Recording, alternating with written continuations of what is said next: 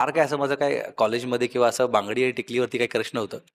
कारण का डॉक्टर बनत असताना फक्त पुस्तकांवरती क्रश होतं माझं. मला तर आजपर्यंत आठवत नाही खानदेशी गाण्यामध्ये हेलिकॉप्टर यूज केलंय. तर मी हे पहिलं गाणं आहे माझं का त्याच्यामध्ये मी हेलिकॉप्टर यूज केलंय.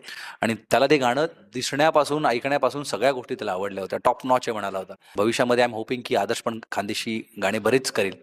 क्रश मुलींना तर असतोच, की ॲक्सेसरीज तर मुलींना आवडतात. मला पण भयंकर आवडतात. पण मग ती सोन्याची असली पाहिजे. सो तसं कोणी मला दिलं नाही. प्राजक्ताताईंना मूव्हीमध्ये बघितलं, सिरियलमध्ये बघितलं, बऱ्याच ठिकाणी बघितलं. पण एवढ्या मोठ्या व्यक्तीबरोबर डान्स करणं कुठेतरी माणसाला धगधग होतं. मी पप्पांना बोललो, म्हटलं पप्पा असं असं गाणं आहे आणि उत्कर्ष सरांना घेऊन गाणं करायचंय. तर पप्पा बोलले हे कसं शक्य होईल, ते एवढे मोठे स्टार ते इकडे कशाला येतील. माझं म्हणणं नेहमी हेच असेल की मैं आपके साथ हूं. तुम्ही मोठंच करा आयुष्यामध्ये आणि मराठीला मोठं करा. मराठीमुळे आम्ही मोठे झालो, तुम्ही मोठे व्हाल. व्हिडिओ टाकला तर आपल्या म्हटलं यूट्यूबच्या अल्गोरिदममध्ये ते 5 नंबरला गाणं होतं. पण हे गाणं खानदेश मर्यादित नव्हतं, हे 300 मिलियनच्याही वरती आहे आज. तो जरी मला ताई म्हणत असला, तरी आम्ही स्क्रीनवरती आलो, की धमाल ॲक्टिंग करू शकतो आणि धमाल डान्स करू शकतो.